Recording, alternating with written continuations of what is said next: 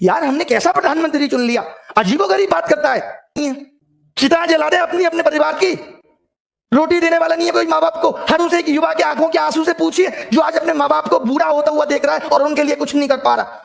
आज 25-26 साल का बालक जो 4 साल से तैयारी कर रहा है बाप के पैसे पे, आज जब वो उनको बूढ़ा होता हुआ देख रहा है तो उसकी आंखों में आंसू के सिवाय कुछ नहीं है। क्या उसकी तमन्ना नहीं थी कि वो अपने माँ बाप को कुछ सुख सुविधा दे सके?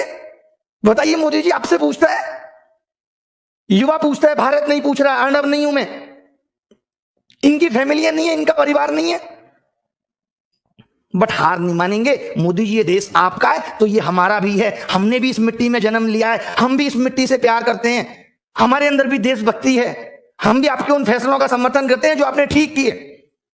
बट जहां आप गलत हैं तो बोलेगी प्रजा। देख लीजिए क्या कहा था, चाहे अब्दुल कलाम साहब हो, किसी विद्यार्थी की सबसे महत्वपूर्ण जरूरी विशेषताओं में से एक है प्रश्न पूछना। प्रश्न पूछने में कोई संकोच नहीं है। अगर मैं गलत हूं तो कलाम साहब भी गलत थे और इनको गलत कहने वाला कोई पैदा नहीं हुआ।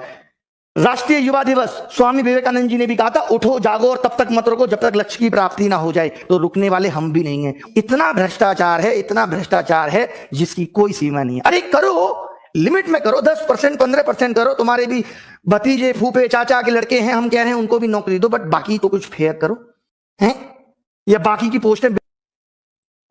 आपके पास और कामों के लिए पैसा था क्या? देश में कोई और काम नहीं हो रहा? आप चुनाव में लाखों करोड़ों रुपए खराब कर रहे हैं। दिल्ली में घुसते ही बोर्ड लगा रहता है, केजरीवाल 26,000 करोड़ का हिसाब दो। हजारों बोर्ड दिल्ली में लगे हुए हैं, इसमें पैसा नहीं लगता सरकार का। अबे केजरीवाल तुम्हारा कितना दूर का रिश्तेदार है, उसके घर जाके पूछ लो कि हिसाब दो 26,000 करोड़ का। इस बात को बोर्ड पे लिख के पूछने की जरूरत है? अजीब नौटंकी है तुम्हारी। दिल्ली के अंदर आप घुसेंगे, जब भी घुसेंगे तो हजारों बोर्ड लगे रहते हैं, केजरीवाल हिसाब दो। केजरीवाल तुम्हें हिसाब देगा कि रात को क्या कर रहा है, ये सब हिसाब तुमसे केजरीवाल मांगेगा। और मांगने तो फोन पे मांगो, तुम्हारे पास केजरीवाल का नंबर नहीं है। संसद में मांगो, विधानसभा के सत्र में मांगो। इन सब चीजों में एमसीडी में पैसा लगाने के लिए तुम्हारे पास पैसा है, नौकरी देने के लिए पैसा नहीं है। हलवा समझ के रखा है गई।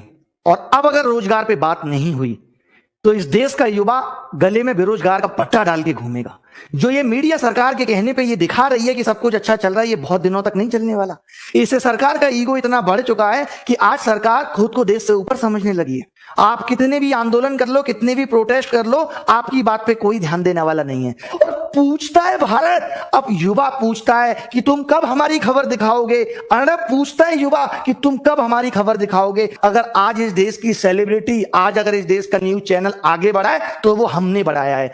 आज देश का 2.5 करोड़ युवा अगर परेशान है तो इंटू 5 कर लो, 12.5 करोड़ लोग उससे जुड़े हुए हैं। और उन सब के मोबाइल घर में जब टीवियों में ये चैनल डीएक्टिवेट हो जाएंगे तो उनको समझ में आ जाएगा कि हम क्या चीज हैं। हम नेटफ्लिक्स, हॉटस्टार सबको अनसब्सक्राइब करा देंगे इस युवा और उनकी फैमिली मेंबर्स के मोबाइल से। तब आपको हमारी ताकत के बारे में पता चलेगा। ये तो हमारी प्लानिंग का एक बहुत छोटा सा हिस्सा है। इसके बाद अभी क्या करेंगे आप सोच भी नहीं सकते। ये आंदोलन अभी इस बात पे है कि सरकार को बात करने के लिए विवश करना है कि रोजगार पे बात कब होगी।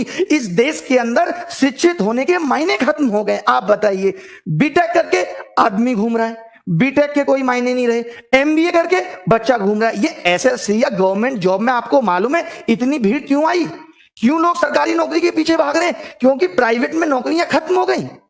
और मोदी जी कहते हैं कि आप अपने मोहल्ले में नौकरी करो। आज जब मैंने ये वीडियो मोदी जी का देखा तो मुझे इतनी हंसी आई, मैं जरूर आपको ये सुनाना चाहूंगा। मेरा दिल है कि मैं ये वीडियो आपको सुनाऊं। आप देखें इस वीडियो को। ये हमारे मोदी जी और ये हमारे प्रधानमंत्री की कितनी बेहतरीन सोच है जिसकी कोई हद नहीं। आवाज सुन लीजिए, ये देखिए। थोड़े थोड़े कारखाने लगे, हर गांव गली मोहल्ले में रोजगार का अवसर पैदा हो और नौजवान अपने ही इलाके में रोजगार कमाए ताकि शाम को अपने माँ बाप के पास जाकर के बैठ सके, माँ बाप के साथ सुख दुख बांट सके, माँ बाप के साथ बैठ करके रूखी सूखी रोटी खा सके। ये हमें करना है। ये बताइए, ये मोदी जी को करना है कि माँ बाप के साथ बैठ के रूखी सूखी रोटी खा सके। एक बात बताओ, दिल्ली और गांव में क्या अंतर रह गया? अगर सब अपने घर के आसपास ही रोजगार करेंगे, क्या मायने हैं इस मतलब के? तब तो फिर सीमा पे भी कोई जवान नहीं जाएगा देश की सुरक्षा के लिए। तब मोदी जी अपना झोला लेके गुजरात से दिल्ली क्यों आ गए थे? ये भी माँ बाप की सेवा करते और वहीं रोटी खाते। आपके को मैं 2 ऑप्शन देता हूं कि अपने गांव के आसपास 8,000 की नौकरी करके रूखी सोखी खाना पसंद करोगे, या 60,000 की नौकरी के लिए दिल्ली आओगे और 1 महीने में घर जाओगे और माँ बाप के लिए भी अच्छे वस्त्र लेके जाओगे। कौन सा ऑप्शन आप सुनोगे? कि अपने मोहल्ले में नौकरी ढूंढूं। क्या नौकरी ढूंढूं? मोहल्ले के सारे कुत्तों को पकड़ के और शहर छोड़ के आऊं? ये नौकरी ढूंढूं गांव में? बताइए क्या करूं? अजीब बात कर रहे हैं। प्राइवेट नौकरी खत्म हुई थी तो गवर्नमेंट जॉब में आए थे। बीटेक करके पता चला कोई 8,000 की नौकरी देने वाला नहीं है, क्योंकि देश में उतनी कंपनियां नहीं।